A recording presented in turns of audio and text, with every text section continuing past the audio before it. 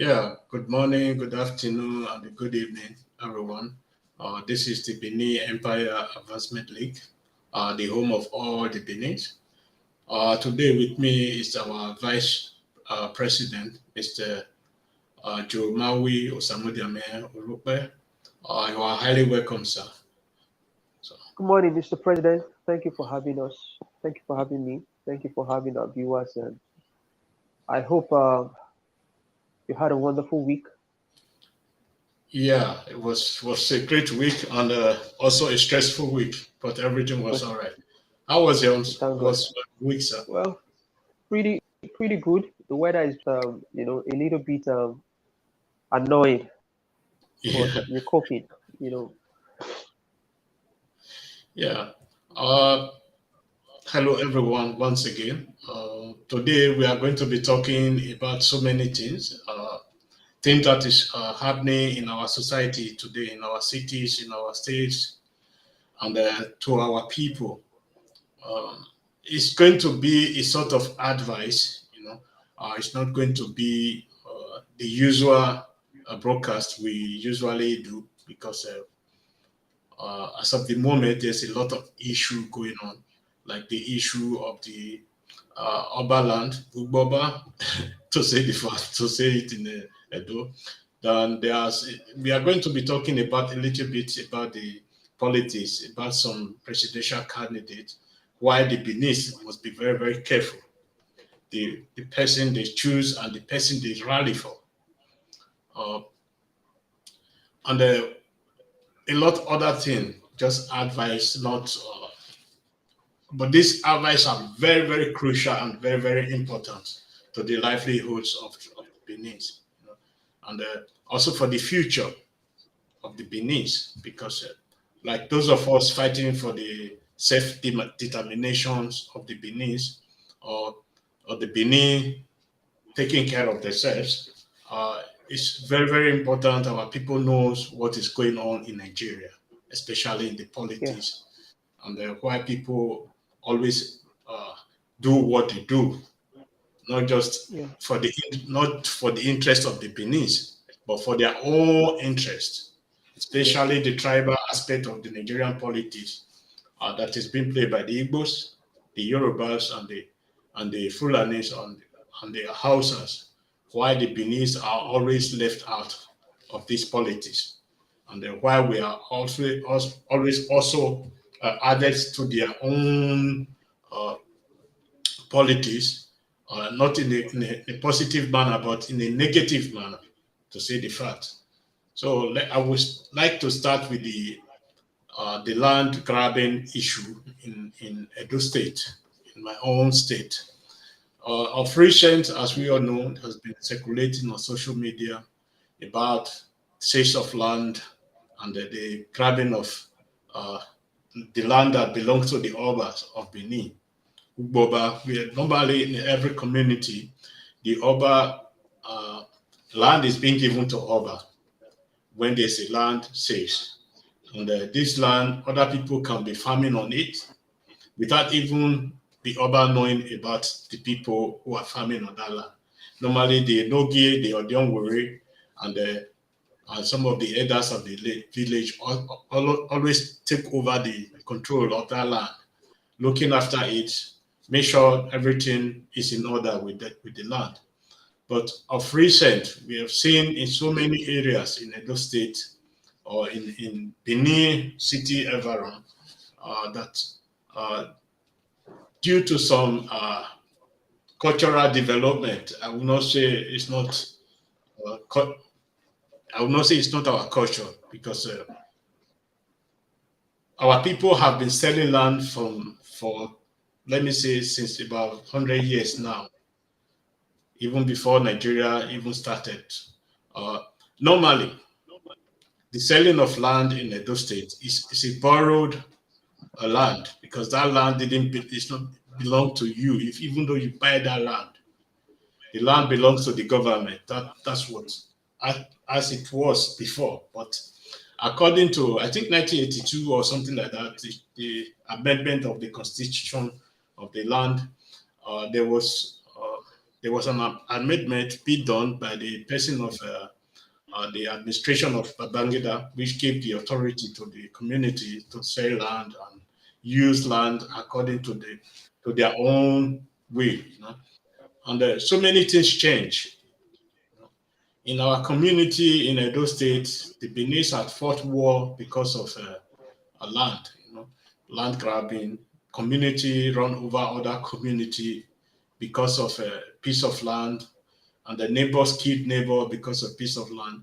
I think in Edo State alone, in Benin, we have lost nothing less than 300-400 people due to land grabbing, due to issue that is related to land sales by our youth. Most of this land have been sold by our youth. And there is no special control or special law or regulation that guides the sales of land in Edo State. And for my own opinion, this is a very, very big mistake, because we cannot be selling things to other people without regulation, without reorganization that follows it. From my own personal experience, I would say it's a disgrace to the Edo people, the way and the manner the land are being sold in so many communities. Once you bought a land from this community, these people will tell you to develop the land. And it's a huge sum of money that you are going to pay for this land. And once you came to say, okay, let me lay foundation in that land, the youth of that land, of that community, they will come and say, you have to pay this, you have to pay that. If you don't settle, then you are not going to do anything in that land. So, of which this will also cost you a huge amount of money. And immediately you started, they will come again. They will say you have to pay something like a development fund for the community, of which you have to pay, because you cannot refuse it if it is for the development of the community.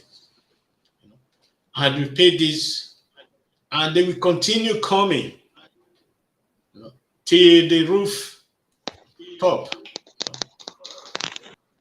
And those areas, there's no development in our community. These communities, they will still be calling on the government to come and develop their community. The money they collect from the sales of land is nowhere to be found. It's been shared among themselves. Go to all our communities today. You can't find a company that is being built with this sales of land. It's a pity that we are killing ourselves because of land. The money our boys, our youth, they will use it to go to a hotel, to go and carry ashawo, to go and do so many other things that is not unnecessary. And the development of the community will be left behind. Even the security of the community will be left behind. As we can see, what happened the other day when those people sold the land that belongs to the other Oba of Benin to other people. This is exactly what is happening in most of the community. Because most of this land are not just sold to one person. In most cases, are sold to 5 persons, one single plot of land. This always happens because there's no regulation, there's no proper way that is described that land is supposed to be used in our state. To my own experience, I said in the last broadcast, we have in so many developed countries or countries that are still developing, not even up to the standard of Nigeria, they have a law that guides the land use.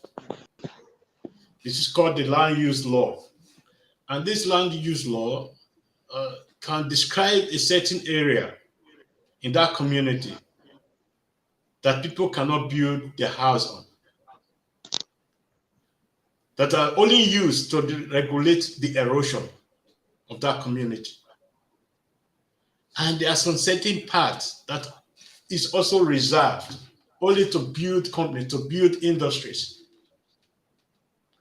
And there are also some certain areas that have been reserved for estates, development, and private houses and others. But we doesn't have this structure. We have nothing on ground. Every year we sell and we sell and we sell. We kill ourselves because of land grabbing.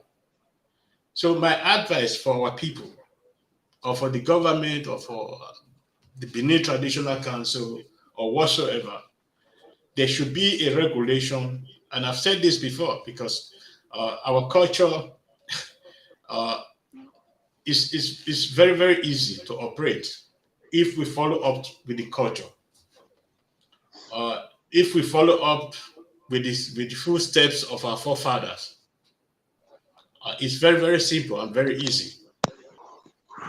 And this has been keeping our communities secured without war before the new modern days that we now arrive on, where neighbors start killing neighbor because of 50 by 50 feet and others. So let me also give the microphone to my Honorable Vice President, also to say something about the use of land. He also has his own experience. So thank you, Thank, sir. You're thank, welcome. thank you, Mr. President. Once again, I want to say thank you for this opportunity. Thank you, our viewers, for staying to this program. Yes, Mr. President, I want to take this whole issue from a different perspective. Okay. You know, I I want to look at the negative impact of these practices, on our society as a whole. The Benin people says there's no development, and they want development. How can there be development when those people work so hard, who live outside Benin, probably in Lagos or other parts of Nigeria or outside Nigeria, who work day and night, you know, try to repatriate money to, build something. Then you have all sort of lazy youths who choose not to work, but just sit back and wait for people to repatriate their funds, so that they can start extorting by way of levying people. You know, one, what this does is get a lot of people away from coming, to Benin to work. So it's going to deprive community itself um, a better living standard, in the sense that when a community experiences a high level of investment in terms of infrastructural development, the living standards of the people would, appreciate, Yes. because you have in a community people come, this, uh, whether it's commercial for purpose or private use. There will be a need for a market. There will be a need for a health center. There will be a need for a police post. There will be a need for social infrastructure. Vision of social infrastructure. Now, when you scare people away from your community by developers, these illegal levies, you are depriving yourself all these basic social infrastructures that could have been put in place. Because one, a police in a community where you do not have the need for it, you know, and they might not be in that community where where the politicians does not see a need for it. Now, the local government council itself and the states actually be losing, because you would not have a lot of revenue, property tax, and all that, And so, when the state and the local government is losing in terms of taxes, how will the state and the local government get enough money to invest in those communities? Social intervention programs. So most of these people do not actually understand that their selfishness, it's actually Yeah. impacting negatively on the overall well-being of the people from that community. And it's quite embarrassing that we have come to this to this junction where we have to be scared to even invest, in our Yeah. own communities because we have youths who do not want to get to do anything in life other than taxing the people, levying people and extorting people. Everything you see there is actually extortion. Yes. Now there is a political angle to this. I feel the politicians also are turning a blind eye to this because most of these youths they are put to electionary period, and having to snatch ballot boxes, having to campaign for them, having to go on rallies and all that. You find that most of these youths are foot soldiers and working for politicians who should actually of fighting this illegal activity of all these guys.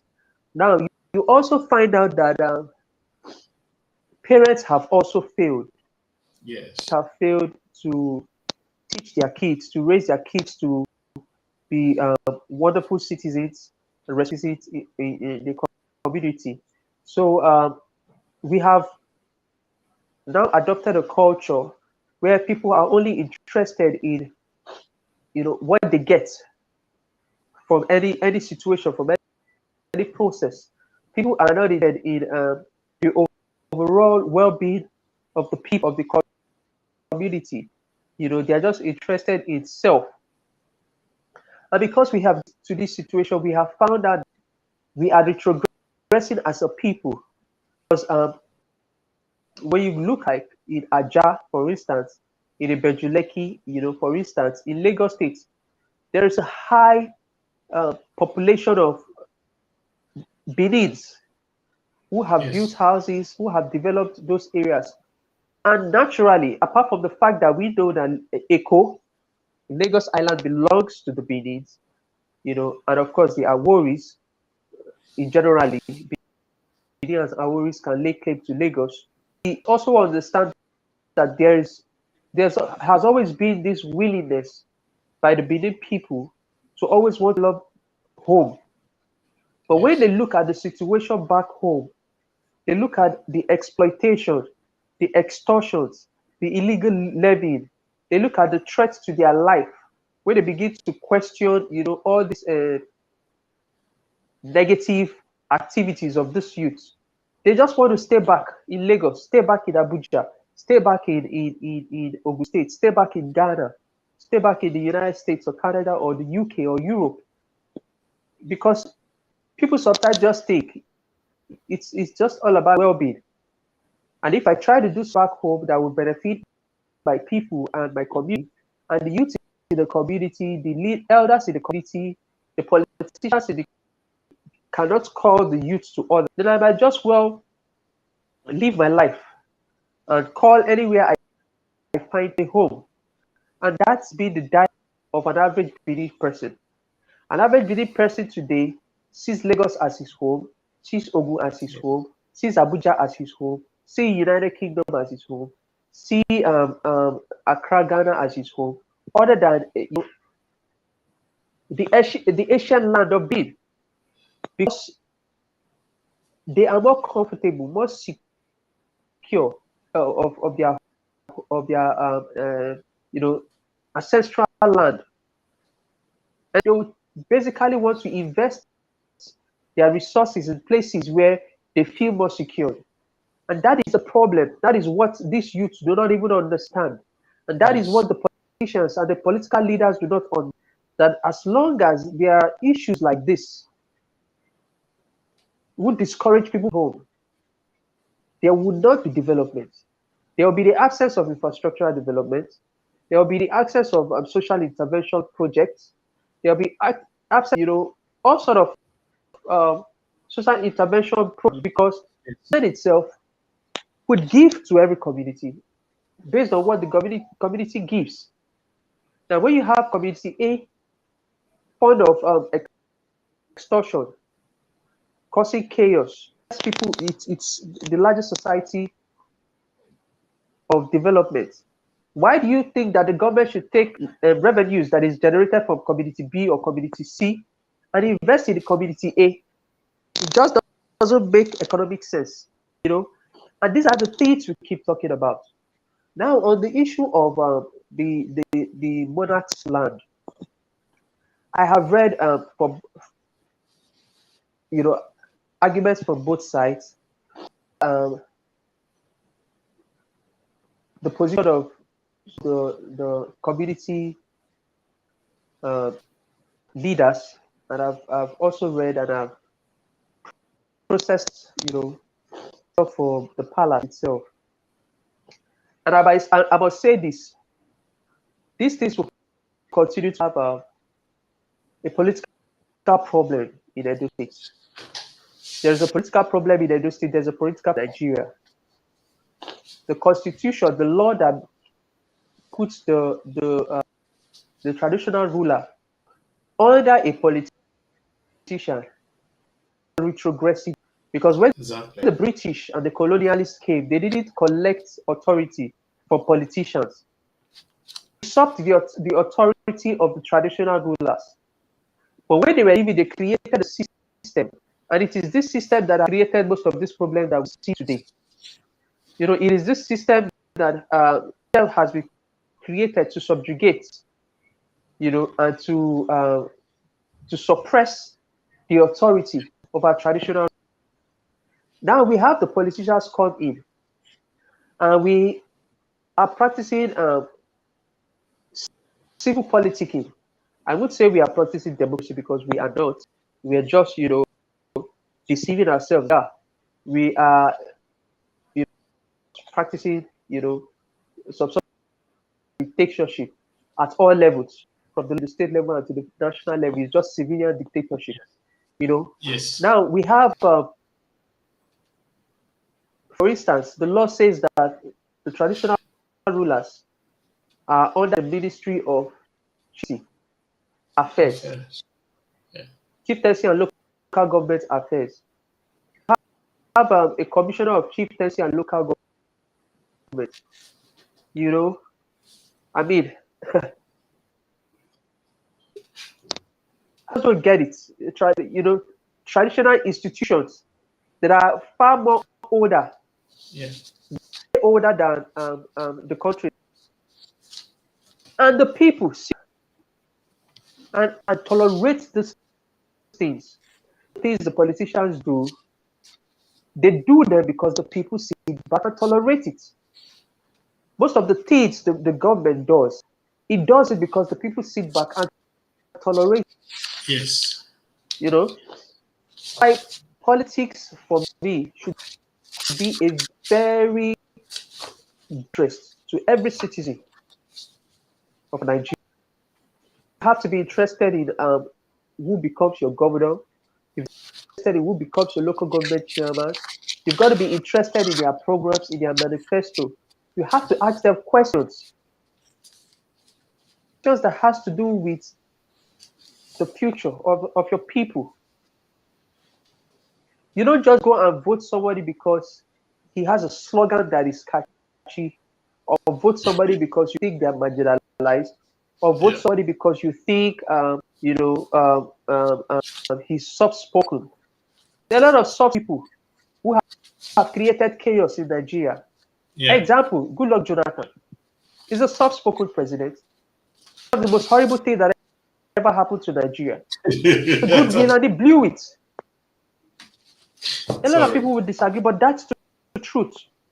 Goodluck had the goodwill, he blew it. He had a lot of opportunity to change things, to do things in a different way. He mismanaged those opportunities. That has brought us to where we are today.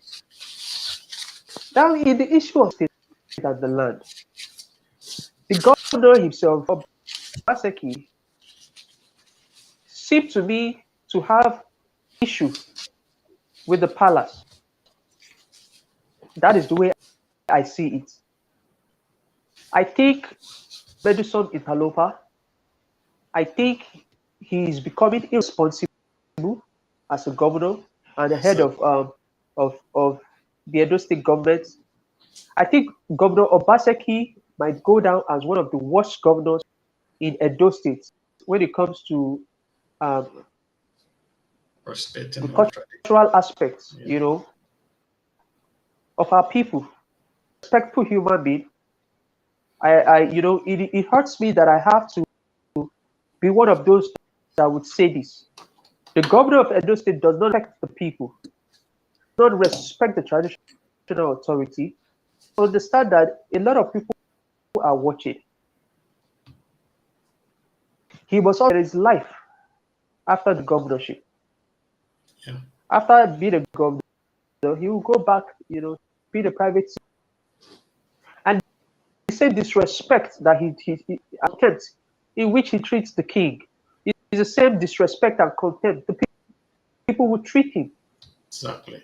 Because we expect you to uphold our cultures and traditions, to help project, you know, a good working relationship between the state government, the political arm, the executive, and the cultural, you know, arm, which is the Oba of Benin, the palace itself. When you have a personal issue with the Oba, it's a personal issue with the Oba. It will not interfere with your duty as a governor. It Yeah. was not in with the way you respect the throne, because it's just to represent people. And so when you have a politician like Governor Godwin Obaseki doing everything secretly to undermine the integrity of the Oba's palace, let's begin to have a problem with him. And see everything he's Godwin Obaseki understand that not every Edo man is dumb. Some Oh, of us they just are. sit back and we look at him. We know all what he's doing. We see all the handwriting clearly on the wall. And you see, it just proves to us that a lot of warnings that were given by the likes of Oshiomhole, of course, if Oshiomhole had done what he was supposed to do in the first place, we wouldn't have this disaster in our hands. So he is also partly to be blamed because of his own selfish reasons. Yes.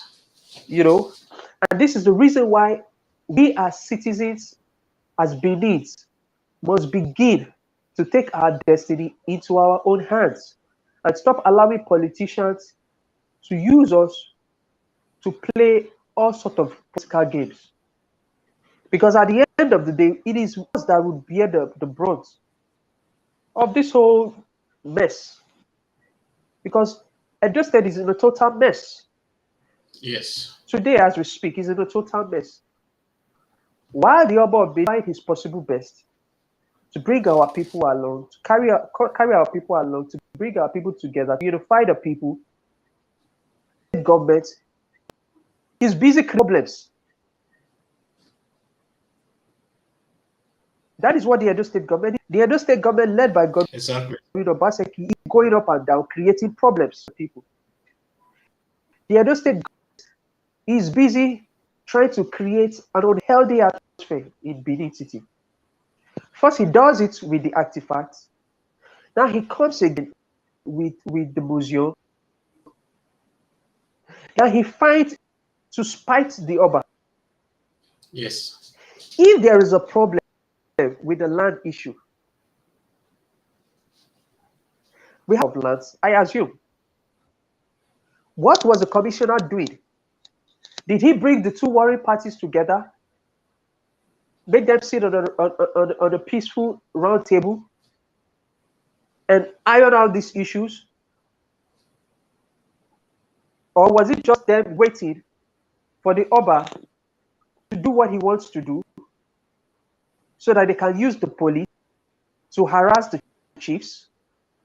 Your point. These are the questions the commissioners themselves would answer. Maybe not today, get out of office. Of course, we begin Yes. to remind people the role each every one of these actors have played in causing so much in those states.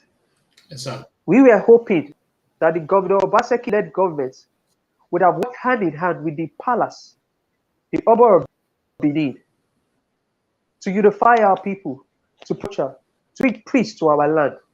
But no, we have seen that the Edo State government led by Obaseki is full of mischief. It's disgracing, it's appalling, it's annoying, it's demeaning. Exactly. The governor must be aware that some of us will never treat him with respect as long as he refuses to treat the throne with respect. Now, on the issue, the protest that was going to go, protest that was organized by the civil society groups, Yeah. I was happy that the protest had to be called off because a lot of these civil society groups themselves are a problem.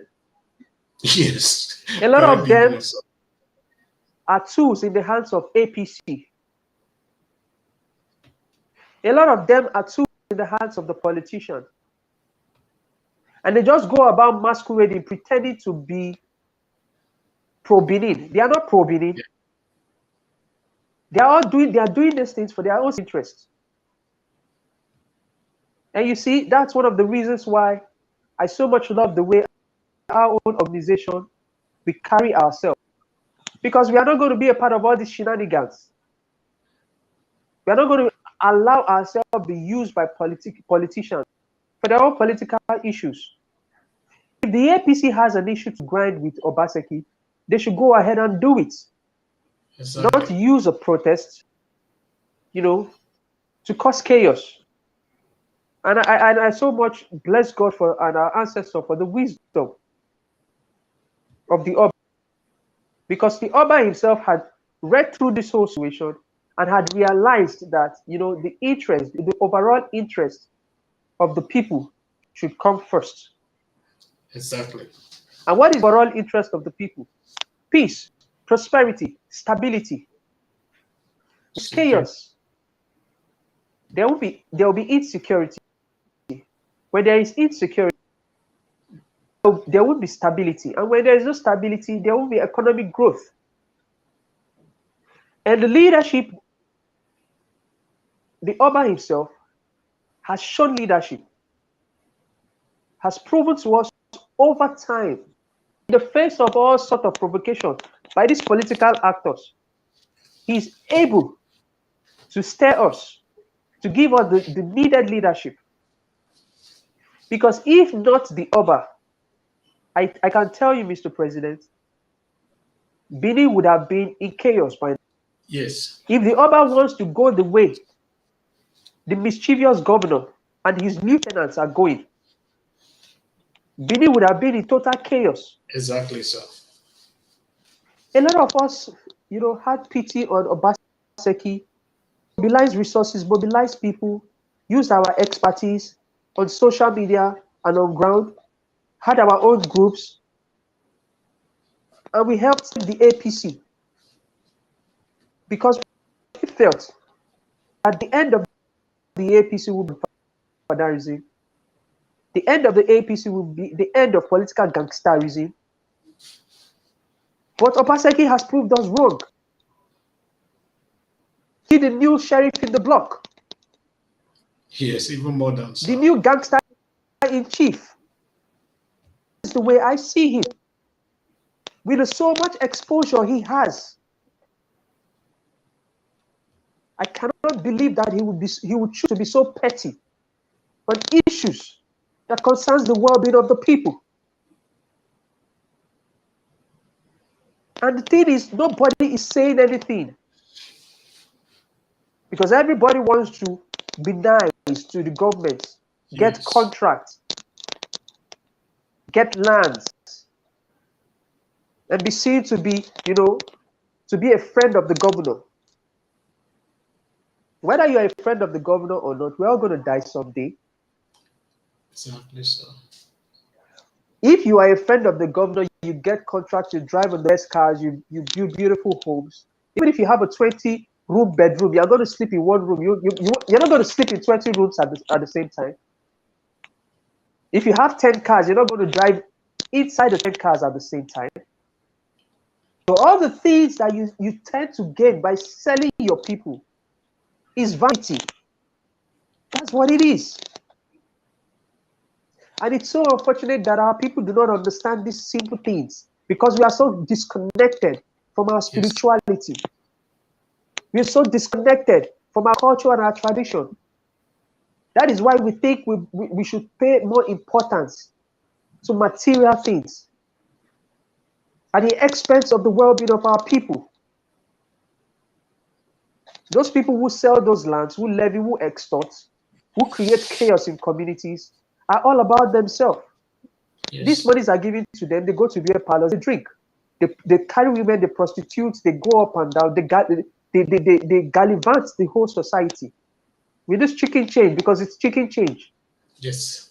Because if they were going to make better use of their life, their time, and the wisdom God has given to them, they would probably be better citizens of Edo State. Exactly, sir.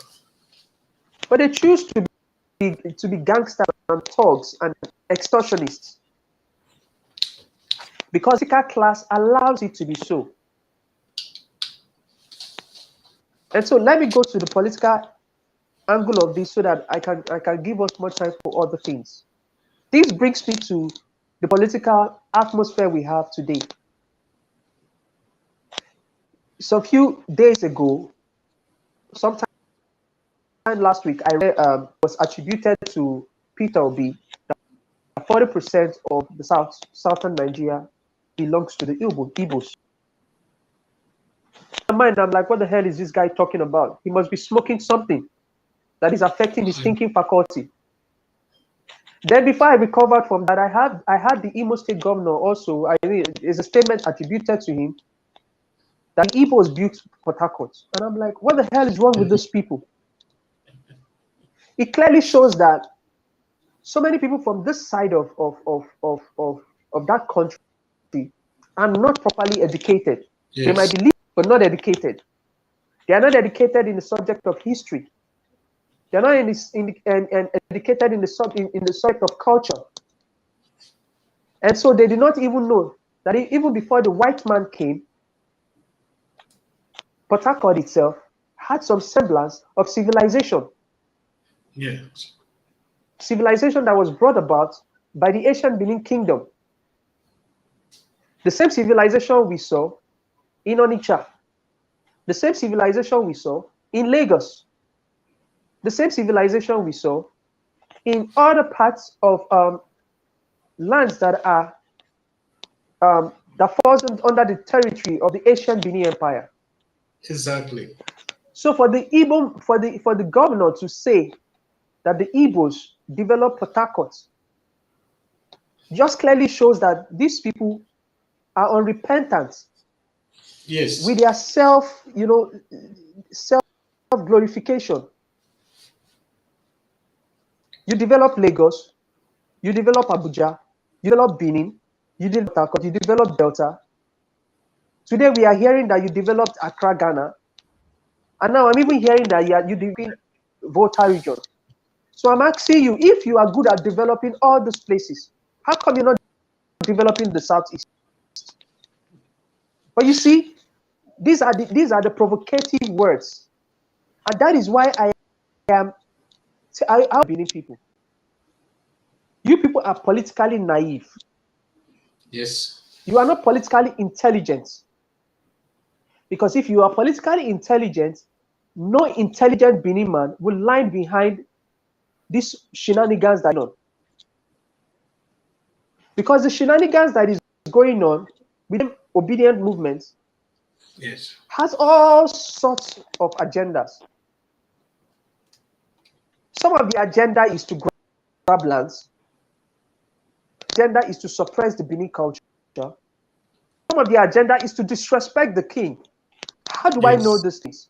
Because some of the people who have pushed this agenda, who have insulted the king, who have pushed the agenda of land grabbing, from the IPOP perspective, in the obedient movement. Yes. And so you do not expect me, and I do not expect a sensible, thinking Benin man to sit on the same table with hip-hop elements, obedient movements. Because Peter Obi is not going to bring any good to Nigeria. No politician, all that have lined up today, none of them will bring any good to Nigeria. No, not at Because all. the system itself does not even allow you to bring any good to Nigeria. That is just what it is. And the Benin people, instead of them being focused, asking questions, Yorubas are asking questions. What is the Atiku presidency? What does the Atiku presidency have for the Yoruba man? What does the presidency have for the Yoruba man? Okay, Peter Obi, if we support you as Yorubas, what does your presidency offer us? The Benin man is not asking those questions. No. The Benin man is not asking what does the presidency of any of these characters, what does it bring to the peace and prosperity of the Benin man? They are not asking those questions. How does the presidency of any of these characters, exalt the vision of the Benin people? No Benin man is interested in that. No, How does the not at all. president of any of this character bring development to the Benin territories, whether it's Edo, Delta, Rivers, or parts of Bayelsa and beyond, parts of Ekiti and Delta and Ondo? No Benin man is asking this question.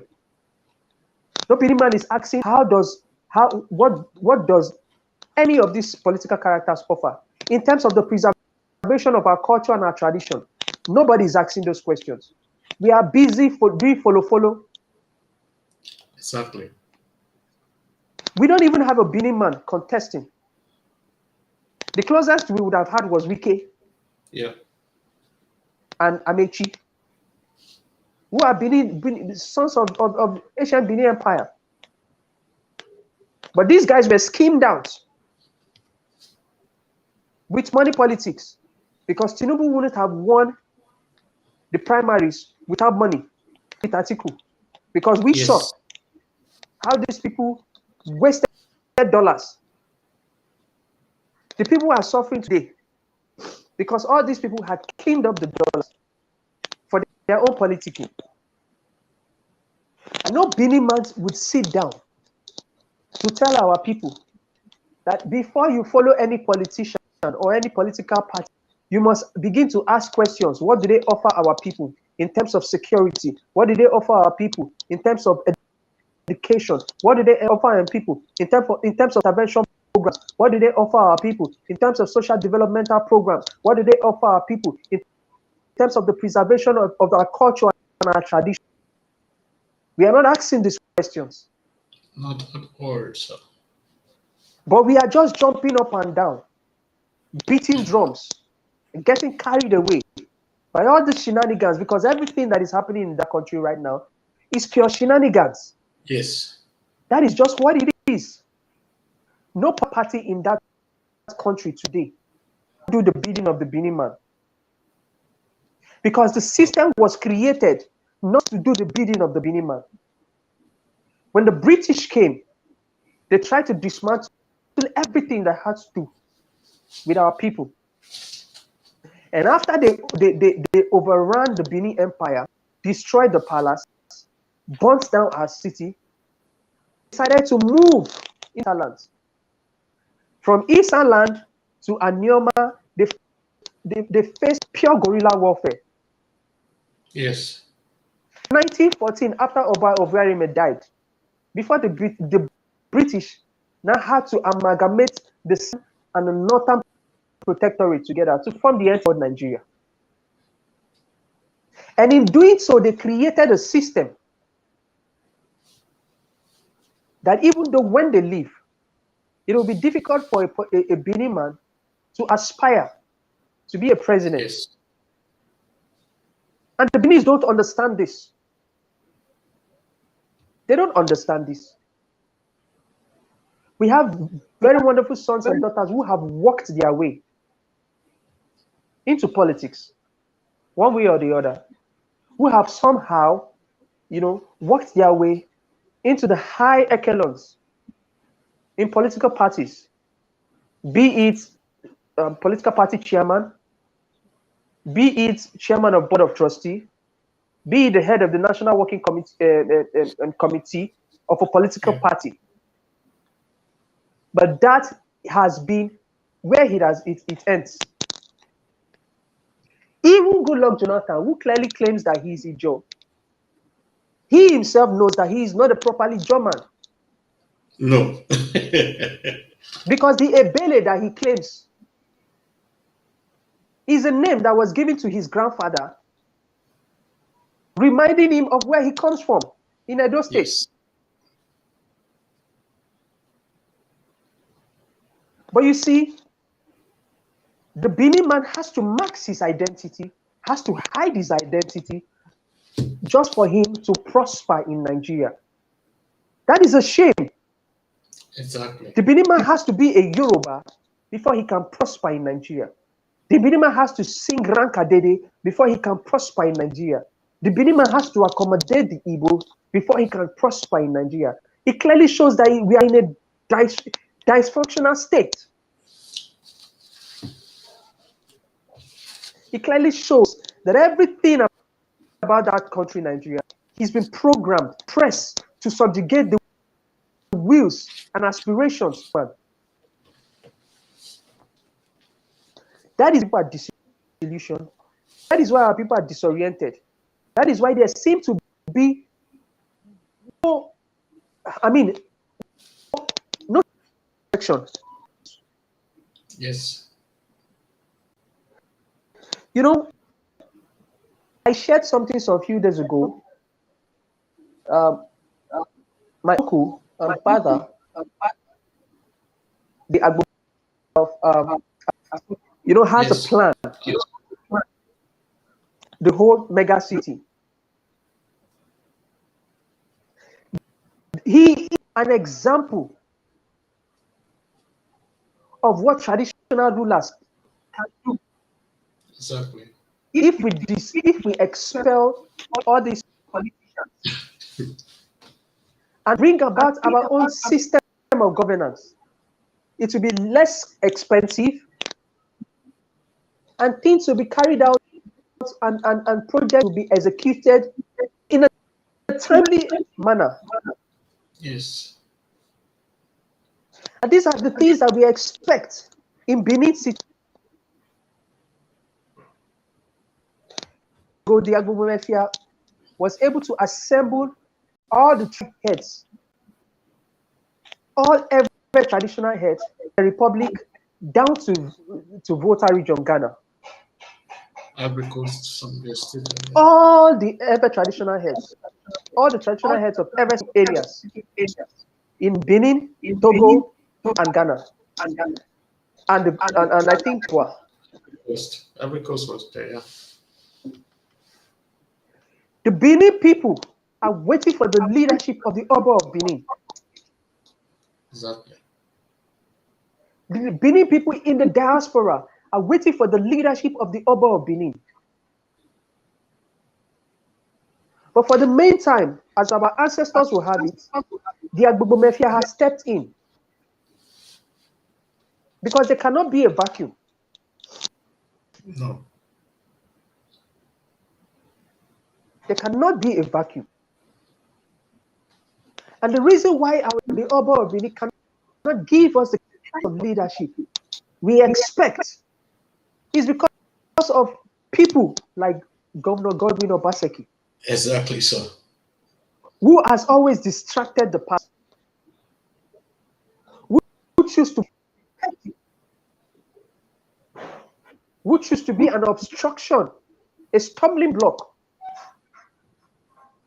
when it comes to the peace and prosperity of the Benin people. That is why the youth today have become land grabbers. Yes. Prostitutes, drug addicts, scammers. Because there is no leadership. Because they are disoriented. Because they are disillusioned.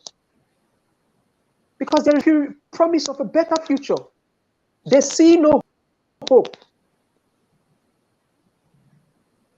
And that gives a lot of us in the diaspora a problem. We can't even help them. Yes. We can't even help by coming to build factories. Because when we are, the land probably has been sold to 5 people. Yes. Now, if we are even lucky, the land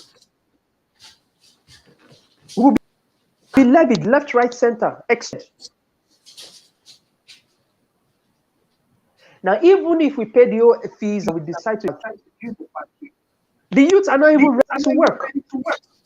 No. We are in a very serious situation, Mr. President. Yeah. I just want to leave it there because I think I have spoken a lot. Okay. Thank you very much for your words of wisdom, and I really appreciate that. That we have Thank somebody you, sir. like you in our organization who stand for the truth, uh, who doesn't stand for one-sided uh, opinion. So let me Thank you, add, Mr. President. yeah, let me add a little bit to what the Vice President has said. Uh, when the British were really, when they came to Nigeria, what we call Nigeria today, they know the set of people they can be able to manipulate easily. Yeah, They came in and manipulated these people easily yeah, and used this set of people against the other people. yes, These functions years, before they came to the Benin Empire. And we were not ready to be manipulated. That is why we become an enemy of the British. Uh, the British they have gone for more than 60 years now. The problem we are facing is the mentality they left behind for our politicians, those that were chosen by the British to govern Nigeria. We have these leaders that were given positions who were power hungry. They were yeah, power hungry that didn't realize they are destroying the nation they formed. For example, it should have been very, very easy for the leaders of those times to relegate the power to our traditional rulers. But they refuse till yeah, date because they are power hungry people. I would not like to put the blame alone on the leaders because in most of these European countries you are seeing, there are citizens who have never been part of politics before or in any political parties before, who work tirelessly to make sure laws are being changed, that laws are being amended in favor of the citizens, in favor of the masses. But we are not seeing all this in Nigeria. We are not seeing this in Benin in particular, in the Benin Empire. We have the chance mhm, to pull the whole thing back to ourselves, to say, okay, we doesn't need this anymore. We doesn't want to be a part of this any longer. We can start a referendum, not for separation, but for the amendment of the system of governance we want. exactly, exactly. But we are not doing this because I have seen, since I've been in this country, and they're also allowed to vote in this country, I have seen a lot of amendments being done to laws. Even some laws are being erased completely due to the power of the people. This is what Nigeria needs. This is what we need in Benin Empire. Uh, the fact is we have people who are highly educated and at the same time ill educated. We have professors, we have everything, but they are not interested in this. They are only interested in their own stomach and how everybody will be saying Oga professor to them, you know, or Oga doctor. Everybody needs respect. You know. That is where we are lacking. We need people who will be at the forefront. Who even doesn't have a school certificate, it doesn't matter, but they can move people and they understand people. That is why I was saying the other day in my last broadcast, I was talking directly to the palace about all these issues because the culture we adopted is not favoring us. At all. About the land grabbing, about the land sales. When I was growing up, I grew up in a community which the houses were less than 30, but we have other big communities surrounding us. And these communities, they always communicate. The first community send this message to the other community, and the other community send the message. There's always people working for the peace of these communities, that there shouldn't be any confusion or something of such. But today we have a community of youth who call themselves youth, where the elderly ones with experience, with knowledge, have nothing to say in the community. Because we said we are civilized. Through this system, we have experienced a lot of security threats to the Benin Empire. If you look at the issue of the land of the Oba of Benin today, the elderly people who know exactly what is going on, they all kept quiet. All you were seeing the television were all these youth who were narrating how the issue is and who owns land, who doesn't own land. This is not supposed to be happening in our community. I'm still saying this. We need a referendum for so many issues. For the system of governance, for our culture. What do we want as a culture? Do we want a youth system of culture? Because Africa's system is completely built different way. There's nowhere you go in the whole of the continent of Africa. There's one system that is being operated, which is the one of the elderly. The elders, the seniorities always follow. If you go to Egypt, if you go to Tunisia, if you go anywhere in the traditions, go to South Africa, you still have it. But today we are saying we are civilized, we are adopting the system of the British, adopting the system of the Germans, of the Americans, which does not favor us, does not favor our culture, our tradition, nothing. So let me come back to the issue of the British leaving Nigeria, giving set of people power. As you said before, they gave the Yorubas power, they gave the Igbos power, they gave the Hausas and the Fulani power. The Benis were left behind. But the people who fought for the independence of Nigeria, they were Benis. Exactly. They were Benis. Because the Benin fought for the independence of Nigeria, they have to punish the Benis. Yes, exactly. So they have to punish the Benis, and that is why we were degraded, we were reduced to nothing. That we don't even have any part in the affairs of Nigeria. Because the British, they know once the Benin has the affairs of Nigeria, it's going to be more than independence. Nigeria would have been divided again. Everybody will be the husband of his house.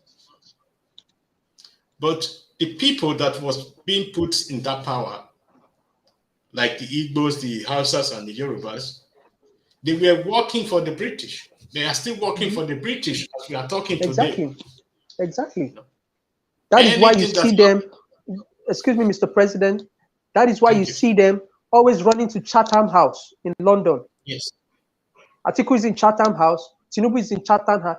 Even the Obi that the Benis are foolishly following, claiming that he's better than them, is running to Chatham House. They are running to the corridors of power of the people who enslaved your ancestors, who degraded your culture, who demeaned you, who destroyed everything that has to do with your history. Yes. So it's a pity that our people will be shouting Obi.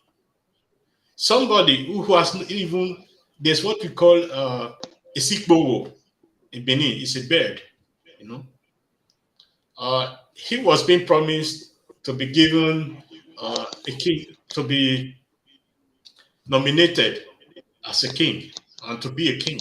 You know, before he even started to be a king, he have started saying so many things like, "I will kill this, I will destroy this, I will do this, I will do that." You know, so people, other birds were now think, "Oh, we all of us are in danger if we give the kingship to this very person." So they have to retreat from that system. These birds couldn't be king because of what he was doing. I think our people, they have to learn now. Power hasn't even been given to Obi. He's telling you that he owns 40% of you. Let me talk put it out of you. You know? Exactly, because that's what he's doing. If he says that, if what is attributed to him is correct, that the Yes. Igbos have owned 40% of the of southern Nigeria, how many Nigeria. percent does how many percent does Yoruba own? And Yes. first of all, we must always understand something. None of these ethnic groups is homogeneous. No. None of them, not the Yorubas. In short, the word Yoruba is used of recent. It's less than 70 years old. Yes, it's I think it's about It's less if than I'm not 70 years mistaken, old. it's It's just less about than 70 years. in 1950s, Yes, because the word, before they started using this word Yoruba to yes, to to um to identify a certain insert. group of people. They just come together and use the word. There's no such thing as any ethnic group called Yoruba No, before 1900s. None. you know, But there was a even group called Benin yes, before 1900. It's been there for so long. And they yes, spread to where we have present day Imo State, present day Delta, present day Port Harcourt, present day Ondo, present day Ekiti. It's been like that. So if we are even going to talk about an ethnic group you that know, has the population, it is the Benins. exactly, sir. You know, even in Anambra State, where Obi Exactly. is, the Eze, Yes. the Eze of Yes. Anambra State, is using the Benin royal sword, the Ada and Yes. Ebe. You know? Yes. All of them, if you go down to all part of the south, what we call the Niger Delta today, most of the Yes, traditional rulers uses the insignia of the yes, Benin Kingdom. That clearly shows that they identify with their ancestry. But guess exactly. what? Those who control the affairs of Nigeria are rewriting history. History, yes, They are demarcating borders. They are appropriating to themselves or to their allies things that belongs to the Benin. So today they yes, tell you the Benis are a minority. They are less than 2 million. Then they tell you an Ikwere man. But nobody is going to tell you that an Ijebu man is 50,000 or 500,000, no, or that an Egba man is 200,000. They will tell you that Yoruba, they will bring themselves together and say we are yes, 20 million or we are 30 million. But when it comes to down south, they will tell you no, the Bini is 2 million. yes. You know, Now, when they want to be mischievous, they put Essence, the Esakos, and some of the Galas who are with yes, us. put them with the Benin as a tribe, not Benin.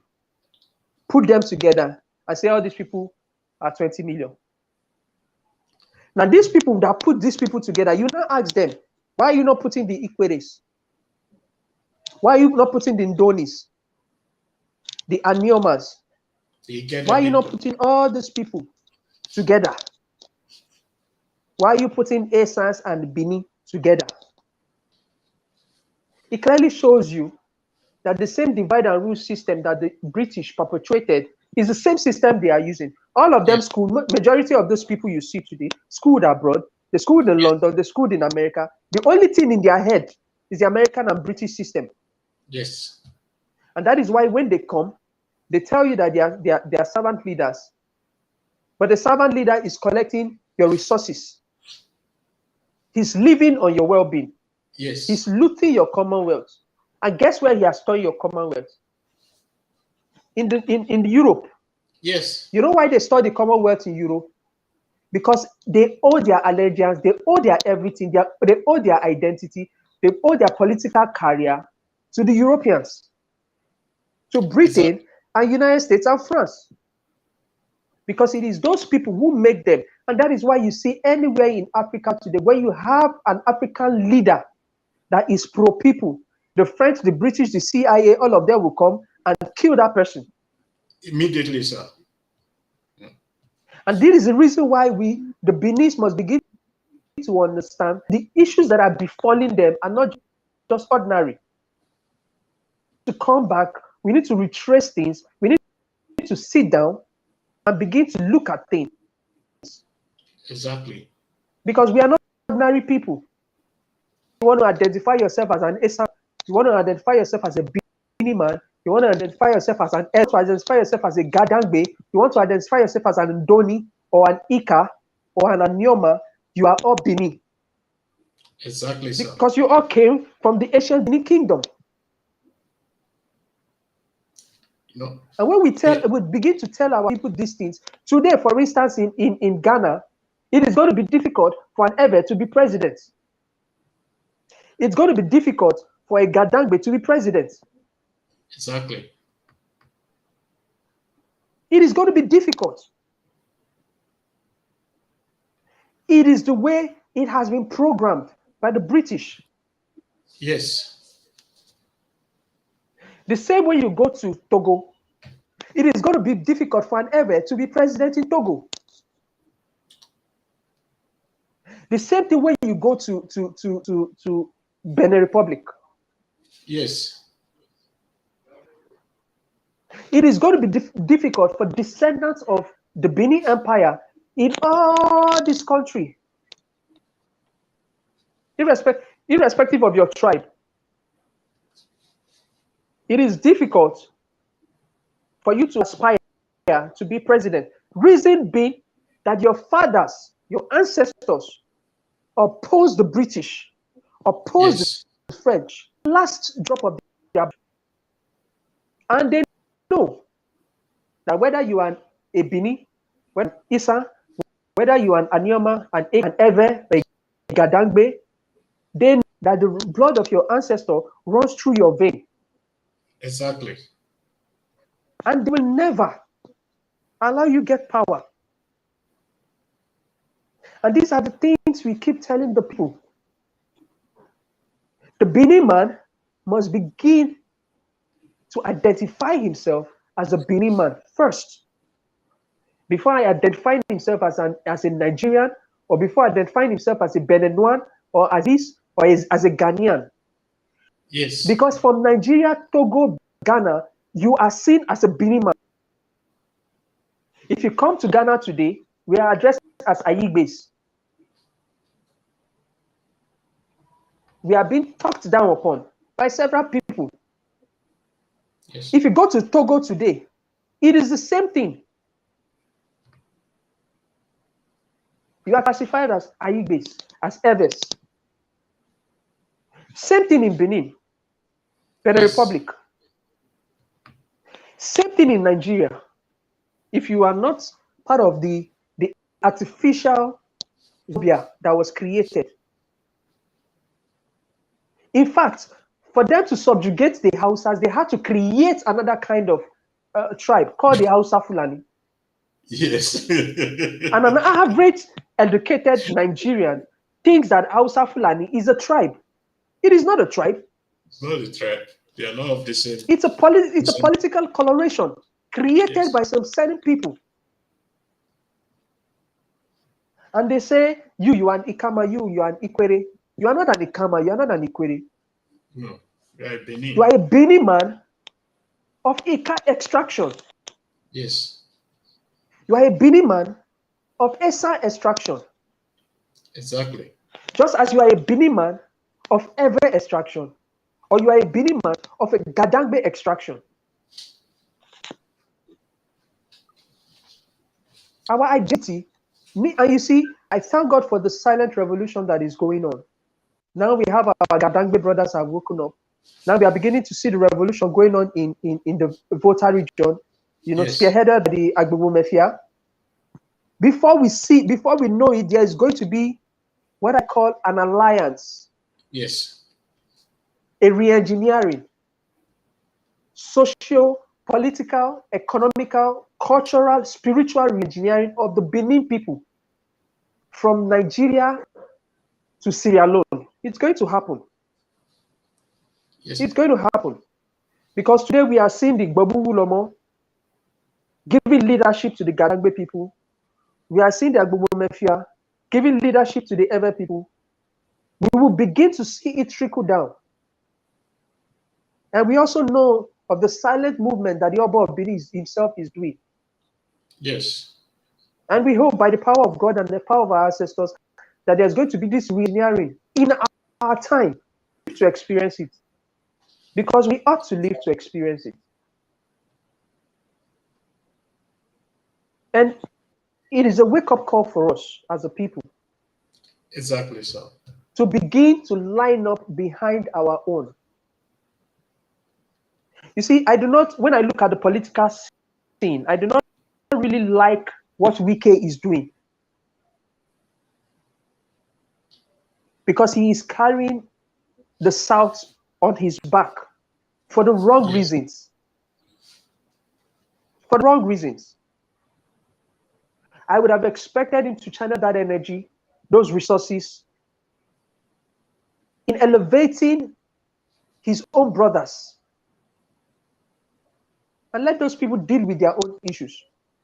Because at the end of the day, whether he chooses to back Peter Obi, or he chooses to back APC, Tinubu, or he chooses tomorrow to back the Fulani man, Atiku, none of them will do anything beneficial. None of them. Because if you look at the NNPC today, it has been privatized. Yes. Till today, we do not know the board of directors of the NNPC as a private entity. It's shrouded in secrecy.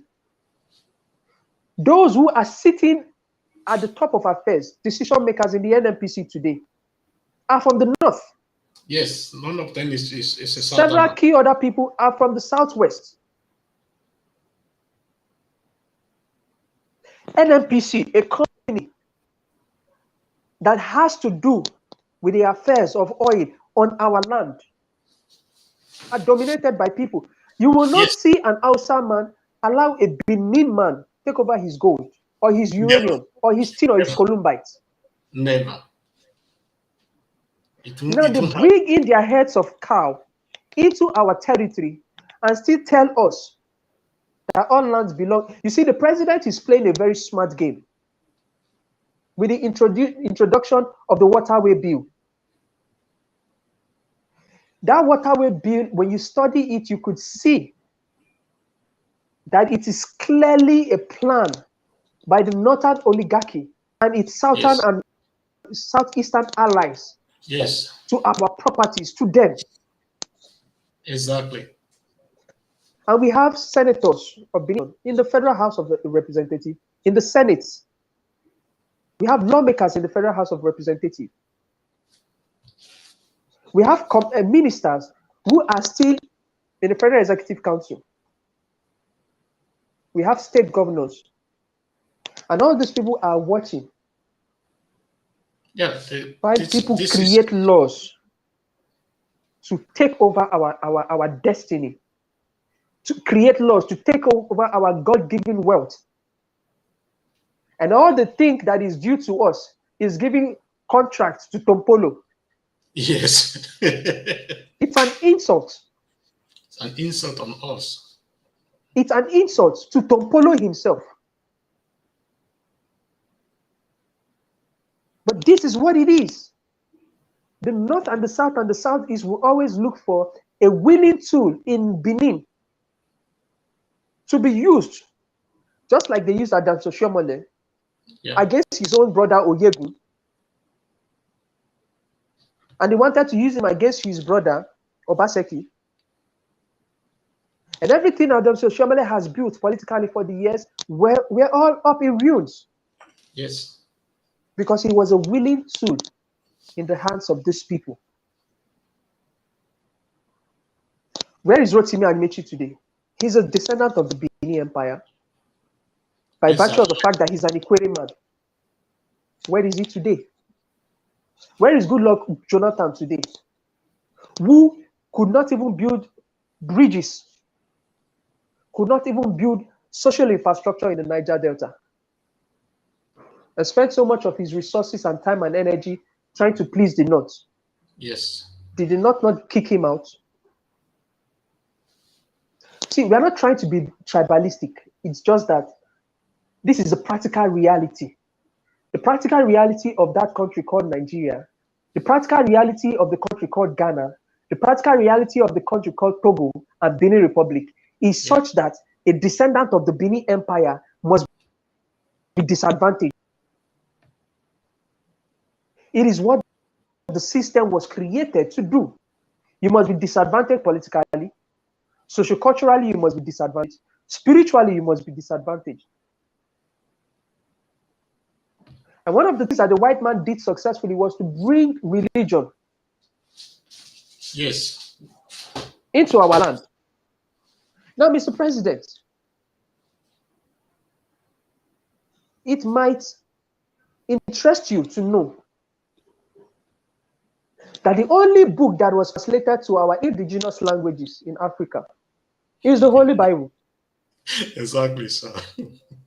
No physics textbook, no chemistry textbook, no accounting textbook, no geography textbook, no mathematics textbook was translated to our indigenous language. The only book they gave to us in our language was the Holy Bible. Yeah. If the white man so loves the black man so much, how come he didn't translate science and technology to our indigenous languages? Exactly. People should be asking themselves these questions. We do not ask the right questions because we have been degraded to the point where the only thing we think about is bread and butter, survival. Yes. The Benin man is not thinking about success. The Benin man is thinking about survival. Surviving, yeah. I want build house. I want chop. I want wear clothes. That is not what our forefathers thought about. Our forefathers were forward thinkers. They thought about legacy. Yeah. They knew that they could be successful and not fulfilled, and they pursued fulfillment in life. And that is why today we have over 70,000 artifacts, Benin artifacts, spread across private and national museums in the whole of Europe and America. So if they say that our parents, our forefathers were useless, were uneducated, how come you had 3D bronze casting, 3D artifacts? Yes. On ivories and on bronze, littered in your own. You know the funniest thing? If they would carry the pyramid in Egypt, the Europeans would have carried it. They would have carried it, sir. And they still have a part of it. They are still having a part of it. Of course. We know the obelisk is in France, in some part of Europe, and in America. Yeah. So if they could those gargantuan, gigantic objects, I am telling you that if the Europeans had the opportunity to remove the pyramids, they would have removed it. Now, because they can't remove it, what they are trying to do is to wash it. Yes. And they do it through the Hollywood movies. Exactly. They did it through the book of Bible story that they gave us when we were kids. You see, white Egyptians, the Pharaoh was white. Yeah, everything was white, sir. Meanwhile, we know that your Holy Bible was stolen from the Egyptian book of life. Yes. That is why today, find a mummy, a Pharaoh mummy of over 10,000 years old. But you cannot find a Bible character, the dead body of a Bible character, not even their grave. You cannot find the grave of King Solomon. You cannot find the grave of Moses. You cannot find the grave of David. You cannot find the grave of Aaron. You cannot find the grave of Paul the Apostle, Peter, Mark, Luke. You can't find it. Actually, in the case of Solomon, they made a very bloody mistakes, because actually Solomon originated from Ethiopia, you know, and they made a bloody mistake that they refused to notice that the people who will be coming, the new generation, will be finding things out about the Bibles. Everything that is being, I don't want to talk much about the Bible because people always query us. We are anti-Christ and all that. No, We are not no. anti-Christ. You see, the thing is, Mr. President, Christians must understand that Christianity was before the Bible. Yes. That is what I want my Christian brothers and sisters to understand. Paul didn't have a Bible, he was called a Christian. Peter didn't have a Bible, he was called a Christian. Have a Bible, they were called Christians. Yes. So when we talk about the issues of the Bible, we are not talking about the identity of the people who are followers of Christ. We are talking about the book that was given to you by the Roman Empire, the book that was given to you to enslave you. Yes. The reason why the apostles of Christ were able to do a lot of things they did, supernatural things they did, but was because they depended solely on the power of God. Yes. They didn't depend on the Bible because it didn't exist. No. So when we talk about the Bible, Christians must understand that there's a difference between the Bible and being a follower of the teachings of Christ. Yeah. Because I am also a follower of the teachings of Christ. But I am not a follower of the teachings of the Bible. No. Two different things. Exactly. I will not follow the things that were written by a man and were attributed to God, because I'm not dumb. When that Moses can part the Red Sea, how come we do not want to believe that Togbe Charlie can ride on the back of a crocodile? Yeah. These are questions that we need to ask. When Moses could raise his hand and the sun could stand still, how come we could not believe in the stories of Arogwande? How come we could exploit of Oba Esige? Yes. No. And there are so many things that you see, keep telling our people we are disconnected because we are the closest to the divine. And our forefathers have been doing exploit that they call witchcraft today, that they call voodoo today, that they call juju today. These are exploits. If a black man parts the Atlantic Ocean today, every black man will say it's juju. Yes. But if a white man parts the Atlantic Ocean today, every black man is going to say it's a miracle. Yeah. Because we have been conditioned. And that is why I say, my Benin people, whether you are Ewe, whether you are Gadangbe, you are Bini, whether you are Esa, whether you are Indoni, Ikwere, Ika, whatever you want to identify yourself as, we must begin to look at our identity and begin to carry ourselves as children of the light. Yes. Because that is what we are. We are children of the light. We won't be waiting for one of our brother or sister who has worked hard in Europe, who will come and buy land in Benin. We won't be waiting to steal from the person, to extort the person, to exploit the person, to cause misery and pain to the person. Because that is the attributes of children of darkness. Yes. Children of darkness. We are children of light. And everywhere we go, we tend to shine the light in every darkness, and every dark situation. We give hope. We give peace. We give joy. Mr. President, Okay, thank you very much. And I just want to add a little bit to what you said about religion as a whole. Even before the white man came to our this side of Africa where we are today, we know that there was God. We know there's God. There's something bigger. You know, our forefathers, they believe on it. You know, and they also believe on a collective effort. You know, they believe on the collective effort that help them to build all the build, that help them to achieve all they achieve. You know? But today we are so divided. Because when I look at the way people are doing, organizing 2 million march for Peter Obi, somebody who is already pouring insult on you, who is not already in power, or Tinubu, or Atiku, I start questioning myself. Where did we get all this wrong? Is this the system of education we are being given to? But if you look at all this, the whole set of things, most of these things has something to do with the Bible.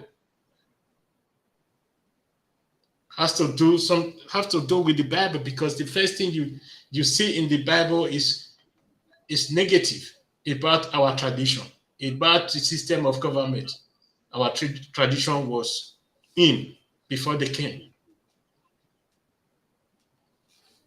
Now, a white man, the Bible will tell you the ukhure you are holding on the hand. People don't really understand the meaning of ukhure. Ukhure is part of your lineage. You know, the forefather, because every one of them was given names. You know, and that is ukhure. This ukhure has also a little bit to do with your DNA. Because if you go to so many of the head of the family, you see this ukhure. You see them, their names, everything. If we are giving them Thanksgiving, we usually call their name. Osunde, Eki. You know, all those names are being called and given them, thank them for the great job they did. You know, that led us to where we are today. But in the Bible, once they saw this, they will say, oh, that's the work of the devil, you know. But people don't really understand. And it's this the is why work of the devil. It's the work of the devil. But when you, as a Benin man, you are praying, you'll be shouting, God of Isaac, Isaac, and Jacob. Yes, you know. So but cannot say the God of your own fathers. No. But you can, you've been programmed to think that it has to do with your identity, your ancestry, your history is devilish. You know, people need to start understanding there's nothing devilish about our culture. There's nothing devilish about our kingdom, about our king system. When the British were leaving Nigeria, they removed all the kings from power. All the queens we were having, our traditional rulers were removed from powers. But in Great Britain, they were not removed. At all. Whole world today is paying condolence to see, black people today are busy shouting peace. Yes. To a monarchy that destroyed everything that has to do with your own identity. Exactly. To me, it's baffling. You are saying rest in peace to a woman who headed a kingdom that subjugated your people, that enslaved your people, that looted your people. Today, the British has over 36,000 bars of gold. Yes. Looted from Africa. Looted from Africa. Not only the Today, British, Europe the and America. Today, Europe and America developed on the backs of ancestors. Yes. Your ancestors built those rail tracks. White House was built by black slaves. Yes. Including architecture. They don't want you to know that. Many of the technology they have today, the street light, the iron, those bread, a lot of technology today that has made life better for them. Yes. They're created by ancestors. They don't want you to know that. No. Then you go about, you are shouting, rest in peace. Oh, she was a good woman. She was gracious. Gracious? As the Queen of England, did you know what happened to the Jamaicans, the Haitians, oh, the Kenyans, this is the horrible, Mama massacre? This so and you horrible. call her gracious? So horrible. Clearly shows that black people are not educated. Not at all, sir. You know, Because I believe, when sorry, Malema made the statement he made, it didn't go down well with a lot of black people. yeah. And in my head, I'm thinking, is it that there's something wrong with the black man? Because everything Malema said was a statement of facts. Yes. Did the Queen go to South Africa? Yes. Did she know the history of apartheid? Yes. Did she do anything 100%. about it? No. Did the Queen go to Sierra Leone? Yes. Did she stand over at the mining site where Yes. they were mining diamonds? Yes. The picture all over the internet. Did she look working condition of the miners? Yes. Did she do anything about it? No. In Never. fact, they created a civil war in Sierra Leone, created a civil war in Liberia, created a civil war. Today, the Congo are still having problems. Yeah. Today, the South Africans are disillusioned. Yes. They crippled the economy of Zimbabwe even after they had a Lancaster agreement. Yes. And they failed to fulfill the Lancaster agreement. And when our late ancestor, Robert Mugabe, insisted that, hey, we must stick by the agreement, they decided, okay, we are going to make life for you. Meanwhile, Mugabe was once their darling boy. Yes. You go to Libya, the same thing. They promised them democracy. Look at Libya today. They are not having that. They toppled Kwame Nkrumah, and Ghana has never recovered from it. You see, we can go on and on. Look at Burkina Faso. Assassinated Thomas Sankara. Look at the Burkina babes today. Totally retrogressive. Yes. And same thing they did in Togo with Olympio. You see, we can go on and mention these names. And it so baffles me that the African man thinks that these people love them. They don't love you. The fact that they give you visa, it doesn't mean they love you. They give you visa to come and do the work they know their children cannot do because their kids are lazy. Exactly. I was asked 2 days ago, and I was asked to say something about the Queen of England. I told these people, if I should say anything, you people will tell me I'm the devil.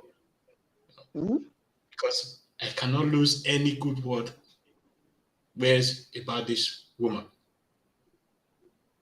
And I said something. All of them were looking at me. And they said, why? I told them, look at the situation.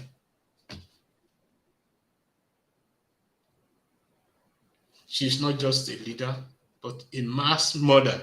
Yeah. We have to say the truth. Yes. Somebody who closed her eyes when our children were being thrown into the Atlantic Ocean. Yes. Where the breasts of Jamaicans were being cut Yes. because they escaped slavery. Yes. That was yesterday. That was yesterday. Somebody I who think could we have should. I signed. think we should do a special broadcast Yeah. on the British monarchy, Yes. at least British monarchy in the last 60 years, so that our people Yes. will not think that we are being mischievous. We are not saying the British monarchy in 2 centuries away. We are saying the British monarchy in the last 60 years, just This is recent. 60 years. 60 years, because now Prince King Charles, King Yes. Charles III has been installed as king, and guess what? He's said to be the defender of the Christian church and the faith. Yes, that is what it is, sir. Title: defender of the Christian church and his faith, Yes. the Christian faith. And you begin to ask yourself, are we okay as a people? No, not really, sir. Not really. If Because I have to. this man is a you in the Christian faith. What is it about that you can never find in the monarchy, in the British monarchy? But guess what, Mr. President? They are not totally wrong, Yeah. because this is the same religion that killed over 50,000 people just because they were introducing a holy book called the Bible. And Yes. because people who were trained by the apostles had actually said that no, some of these things in this book is doctored and Yes. cannot be said to be of God. They came to these people. They made a decree that anybody who had any manuscripts or anything that points to the old should be killed. Yes. Went into homes, ransacked, took people's manuscripts, burnt them, burnt people alive. That is the Yes. Christian faith that they are talking about. Not the one, not the story or the preachings of the historical Jesus. They are two different things, and I think people should understand that they are two different things. Yeah, and There people is should also. there is the there is a Christianity that operates state terrorism. Yes. Then there is another one who follows the ethics and the teachings of the historical Jesus. They are two different things. So you yourself who say you are a follower of Christ, you must now begin to ask yourself, do you identify with those who are mass murderers, who are thieves? Because even the Bible you hold says that Christ once said that the thief cometh, but to do what? To kill, to steal, and to destroy. Yes. Huh? Now let us equate it today. Who are those who have come to steal our properties, to kill our people, and destroy our culture? It is the defender of the Christian faith, the man Yes. that was just installed. His mother did it, his grandparents did it, Yeah. He, and he he's was going to also a part. continue. He's a part of it, sir, because he's also Yes, he is a has part of a it. representative He's going to role. continue. The mother died. Yes, he's going to No, continue, something happened. and I want us to understand that it's going to continue. Yes, and there's something happened few months ago when Prince William, with his wife, went to Jamaica. You know, they told him publicly, "We are leaving the United Kingdom. We want to be on our own because of one reason. Because these people didn't find a word of apology to apologize to the Jamaican people of the evils, atrocities they committed against these people." No, in fact, You know? because of the outcry that greeted the death and the jubilation that greeted the death of the Queen, a lot of Europeans began to attack Africans. You are Yes, attacking people for telling you that they are happy that one of their oppressors is dead and the earth is now left with one less evil. yes. I am not happy No, that I am not happy at the death of earth, but it will be no, hypocrisy. It yes, will be hypocrisy for you to beat a child and tell it cannot cry. Don't cry. So I can tell you, these people since 3 days, they have not been talking to me normally as they used to talk before, because they understand. I understand something, and I told them what they didn't know before: that the Germans, the French, all these who call themselves the Westerners, is responsible for the misery of Africa, of the Haitians today. You see the Exactly. Haitians, you know, the Jamaicans, the Exactly. Barbados, you know,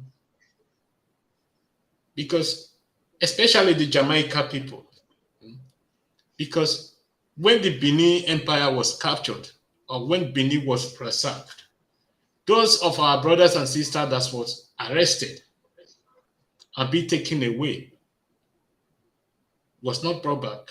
They were brought to Jamaica, to all these different countries, Exactly. and they went through hell. They went through hell.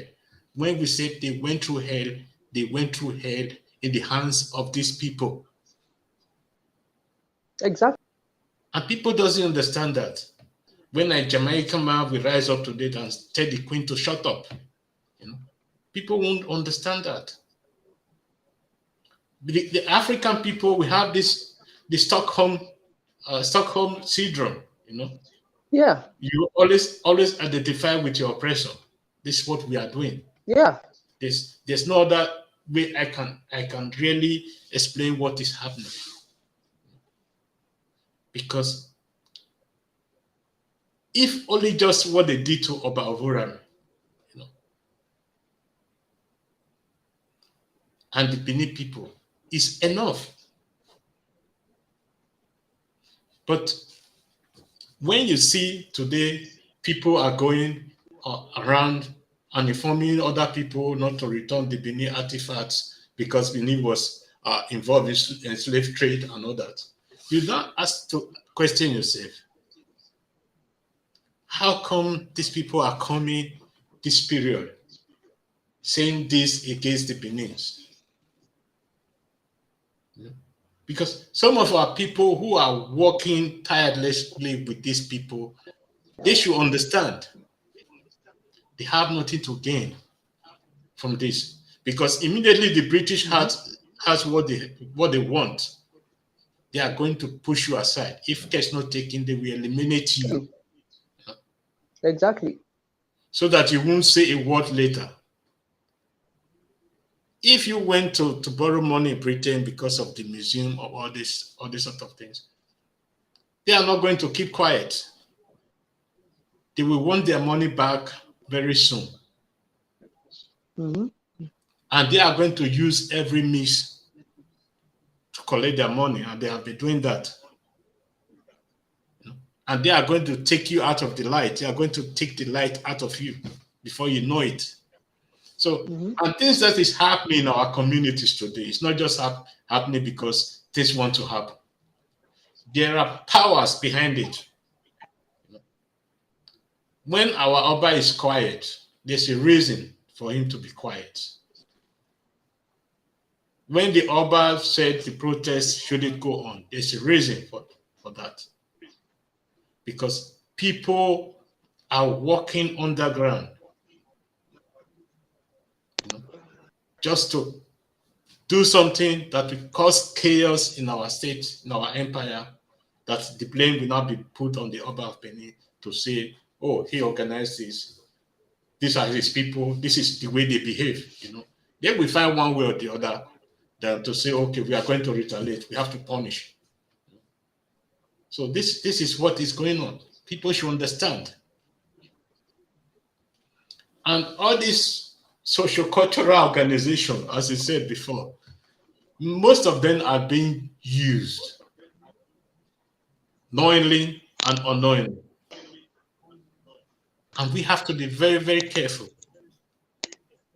in anything we are doing, because every step that is being taken is being watched. If you said you are organizing meeting through Zoom, Zoom is an instrument from all this country. If you Yeah. say it's no system you are using, it's their own system. It's just a seconds. They know all what you are discussing or what you are saying. Since last month, since all this issue started, I know what has been going on in most of my page that I control. You know, I know a huge restriction in my own personal, but not of the organization. Yeah. There's a lot going on. People should understand. But we are not going to be quiet. We are going to be outside, saying the truth, no matter who that person is. You cannot silence us. The Not at all. unity of the Benin, the United Nations of the Benin, the Commonwealth of the Benin is going to happen. It's going to happen, and it's coming. And all these mad people who call themselves majority, they should wait. They will see the majority they have when the time comes. I'm pleading with the Benin youth, please use your brain, because this brain is being Exactly. given to you to be used. Killing your brother because of 100 by 100 is useless. Killing your Exactly. sisters because of 100 by 100, betraying your sister because of 100 by 100 is useless. Our forefathers were able to achieve so many things they achieved without even selling a piece of land. You know? Exactly. But today we have sold thousands of plots of land. We have not been able to achieve anything. So we should be looking forward to educate our children's children, to allow them to know whom they are. Because most of the Edo people, they don't even know that they are not Yorubas. They are not Igbo, they are not Hausas. They are one of the greatest tribes that ever existed in Nigeria. Exactly. And they never knew that. And they need to know this. This is what this organization stands for. Yes. We will stand for the truth, and we will remain in the truth finding.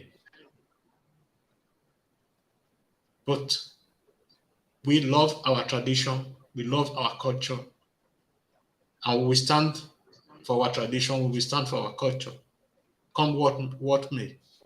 There's no amount of threat that people can threaten us to do this, to do that. Okay, do whatever you like. If you take me out of the way, the next person is coming who is going to do the same I'm doing today. And even more. Maybe even do more. So we shouldn't just be afraid to say something or be scratching our head to say something because I'm having a political, what do they call it? A political ambition. Mm-hmm. We should stand with the truth because the truth remains the truth. Because the truth is the only thing that can push you forward. Because once you started lying and lying, people are going to use this against you in the future. Because we can see some videos that is circulating on the social media today, where some of our elite who call themselves elite were lying, and they are circulating today, but they can't deny it. This is what they said. But if they stand in the truth, and today they still stand with the truth, nobody will use all those things against them. So this is what people should be understanding. If you lie because of one political ambition or the other, people are going to use it against you. And we should know how to stand for our people, because not only in Nigeria that our people are not standing for our people, even in Europe, it's happening here. We don't stand for our people. We doesn't help our people. We only take them out. We only take the little they are still having. So Is there anything to contribute again, sir? Because we'd like Ah, to end nothing, because nothing. Sir, it was a we beautiful. are having almost 2 hours now. We Yeah. haven't had such a uh, long time I want to before. apologize. I want to apologize to everybody. I mean, for this long broadcast. You know, it's due to the sensitivity of the subject matter we had at hand Yeah, today, and we want to say we thank you for giving us so much energy and your data and all whatnot broadcast. Hopefully, we'll get to sometimes try to make our broadcast shorter, so that you could yeah, also have more time for yourself to do other things. We want to thank you all from wherever you're watching us from, whether in Ghana, all across Africa, Europe. I want to say thank you very much. God bless you and have a fruitful week ahead. Mr. President, is there anything you want to say? yeah. I just want to thank all the Benis who stand for the truth, and I want to let them know there's nothing they should be afraid of defending the truth. People who died for the truth, when they are gone, the truth still remain. But those Yeah. people who stand for the lies, they will be ashamed in their entire life. So stand for the truth, do the good, do good to your neighbors, and be a part of this organization so that we can stand for our people. So Amen. thank you very much, and we appreciate that you people were with us today. As I said, be a part of this organization and let's fight for our people. So thank you, and have a blessed weekend. Have a blessed Sunday. So bye bye. Bye bye. Yeah. So.